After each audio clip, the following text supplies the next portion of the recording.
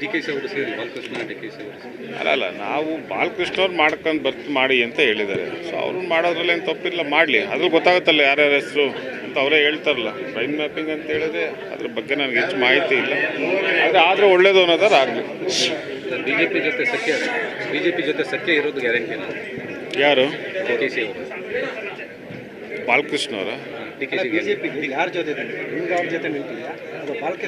ಸ್ನೇಹಿತರಾಗಿ ಮೂರು ಪಕ್ಷದಲ್ಲಿದ್ದಾರಪ್ಪ. ಮೂರೂ ಪಕ್ಷದಲ್ಲಿ ಎಲ್ಲ ಶಾಸಕರುಗಳು ಇರ್ಬೋದು, ಮಾಜಿ ಶಾಸಕರು, ಮುಖಂಡರುಗಳಿಗೆ ಎಲ್ಲ ಪಕ್ಷದವರು ಪರಿಚಯ ಇರ್ತಾರೆ, ಸ್ನೇಹಿತರಾಗಿರ್ತಾರೆ. ಆದರೆ ರಾಜಕೀಯ ಅಂತ ಬಂದಂಥ ಸಂದರ್ಭದಲ್ಲಿ ಅವರ ಆಲೋಚನೆಗಳು ಬೇರೆ ಬೇರೆ ಇರ್ತವೆ. ಸೊ ಇದರಲ್ಲಿ ನಾವು BJP ಜೊತೆ ಇದ್ದೀವಿ ಅಥವಾ ಅವರಿದ್ದಾರೆ ಅನ್ನೋವಂಥದ್ದಲ್ಲ. ಇವತ್ತು ನಮ್ಮಲ್ಲಿ ರಾಜ್ಯದಲ್ಲಿ ಕಾಂಗ್ರೆಸ್ ಸರ್ಕಾರ ಇದೆ, ಸಿದ್ದರಾಮಯ್ಯ ನೇತೃತ್ವದಲ್ಲಿ ನಡೀತಾ ಇದೆ. ಅದು 5 ವರ್ಷಗಳ ಮುಗಿಯಿತು. ಅಪೆಕ್ಸ್ ಬ್ಯಾಂಕ್ ಅಧ್ಯಕ್ಷರು ಕೂಡ BJP ಅವರಿದ್ದಾರೆ. ರಾಜಣ್ಣ ಅವರು ಅಪೆಕ್ಸ್ ಬ್ಯಾಂಕ್ ಚೇರ್ಮನ್ ಇದ್ದಾಗ ಅವಾಗ BJP ಸರ್ಕಾರ ಇತ್ತು. ಈಗ ಸೋಮಶೇಖರ್ ಇವರಿದ್ದಾರೆ, GT ದೇವೇಗೌಡರು, ಅವರು JDS ಶಾಸಕರಲ್ವೇನಪ್ಪ. JDS ಶಾಸಕರಿದ್ರೂ ಈಗ 2 ವರ್ಷದ ಅವರು ಆಗ್ತಾ ಇದ್ದಾರಲ್ಲ.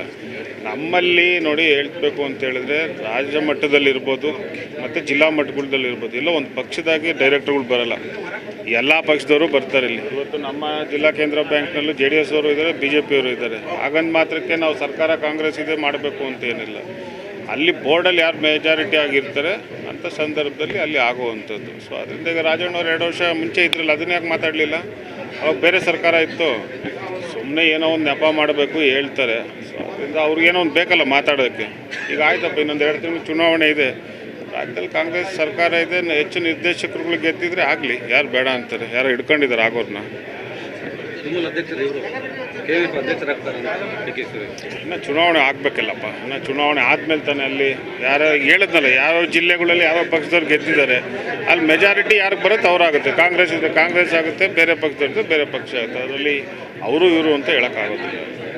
ಈಗ ಯತ್ನಾಳ್ ಅವರು ಹೇಳಿರುವಂಥ ಹೇಳಿಕೆ BJP ಅವ್ರ ಜೊತೆ ಒಂದು ಸುತ್ತಿನ ಮಾತುಕತೆ, ಯತ್ನಾಳ್ ಅವರು ಹೇಳಿರೋವಂಥ ಪ್ರಸ್ತಾಪನ ನಾನು ಮೊನ್ನೆನೇ ಹೇಳಿದ್ದೀನಿ. ಹೌದು, ಬಂದು ನಮ್ಮಲ್ಲಿ ಒಂದು ಕಾಲು ಇಕ್ಕಿದ್ದಾರೆ ಅಂತ ಮಾತನ್ನು ಯತ್ನಾಳ್ ಅವರು ಹೇಳಿದ್ದಾರೆ. ಸೊ ಆ ಥರದ ಇಲ್ಲ ಹೌದು ಅನ್ನೋದನ್ನು ಅವರೇ ಹೇಳಬೇಕು. ಅವ್ರು ಯಾರ ಹೆಸರನ್ನ ಕೋಟ್ ಮಾಡಿ ಹೇಳಿದ್ದಾರೆ ಅದನ್ನು ಅವ್ರು ಹೇಳಬೇಕು. ಅದು ನನಗೆ ಹೆಚ್ಚು ಮಾಹಿತಿ ಇರೋದಿಲ್ಲ. ಇದು ಸೆಪ್ಟೆಂಬರ್ ಕ್ರಾಂತಿ ಆಗುತ್ತೆ, ಪ್ರಾರಂಭ ಆಗುತ್ತಲ್ಲ, ಈಗ ಪ್ರಾರಂಭ ಆಗುತ್ತೆ, ಆಗಿದೆ, ಆಗುತ್ತೆ.